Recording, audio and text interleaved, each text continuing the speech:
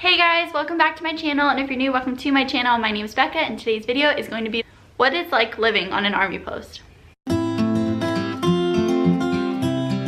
So first of all, what I want to talk about in this video is if you're thinking about living on post and your husband's in the army, the steps that you have to go through to be able to live on post. I know that there are not many videos about this because I did look it up before Nick and I got married. So when you decide that you want to live on post, you need to have like an idea of where you want to live or what you want. Before even going in and talking to housing, Nick and I found a neighborhood that we wanted to live in, and it was closest to his work, and it is Gardner Hills. And we thought we wanted 2 bathrooms, 3 bedrooms, but we definitely didn't need 3 bedrooms. We said 2 bedrooms, 1 bathroom would also work. And now that we're here, we find that that's great and it works perfect for us.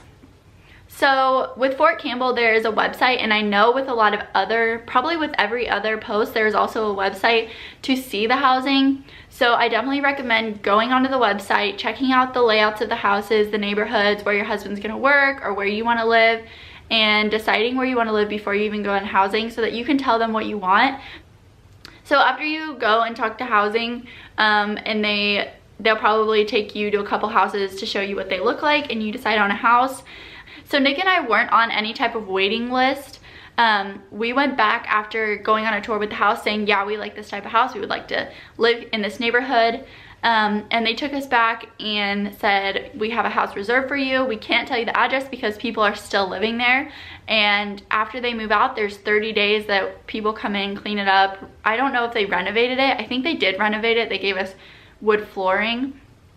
And then after the 30 days we can move in. So I had about a month after we went to housing to wait to be able to move in. They called us I think about 15 days after the people moved out to give us the address of the house, because I wanted Nick to be able to go and drive around and take pictures of it to show me where we were gonna live, because Google Maps is kind of like iffy on like an army post.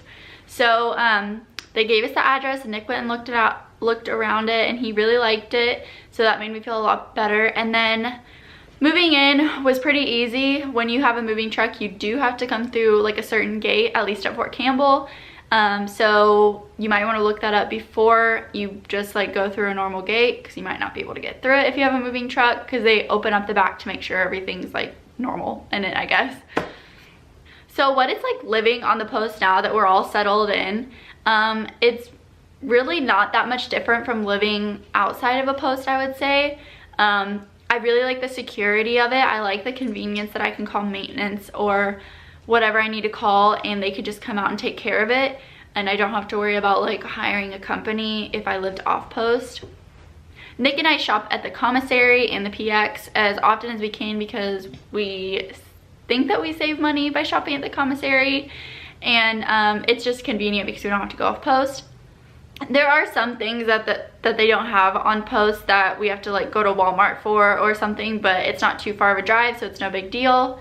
We also take Murphy to the vet on post, and he got his shots and his microchip from there, and I'm pretty sure you can get some good discounts if you go to the vet on post. So if you have an animal, you might want to think about doing that, or find a good vet nearby, because when you move on to a military base, you have to have your pet registered, and they have to have their shots and a microchip. For me personally, it's been kind of hard making friends. I'm part of like some Facebook groups on post, so I feel like I know what's going on, but it's kind of hard to make friends because I'm at home a lot. So it can get kind of lonely living on a military post, especially when your husband isn't here. Mine's at training currently, so it can get a little lonely because of that. But I feel like living off post would be the same. It would be hard to make friends because, I mean, you don't really know anybody. Post has a lot of the things that I need, especially just like groceries or just everyday things, but I do have to drive off post to get to like Target or places like that, like Target or Hobby Lobby, and those are about a 25-minute drive. And then of course you have to go through the gate to get back on post, and when you go through the gate, all you have to do is just give them your military ID. They look at it. Sometimes they'll tell you to open up your trunk, and then you do that, open it up, they say okay, good, and then you get back in your car and they give it back to you and you just drive. For me, it was like a little nerve-wracking having to go through a gate every time I tried to just like get home, but it is safe and that's just part of it. So if you guys have any questions about Fort Campbell, my neighborhood, what my experiences have been like, anything else, I would definitely love to answer them.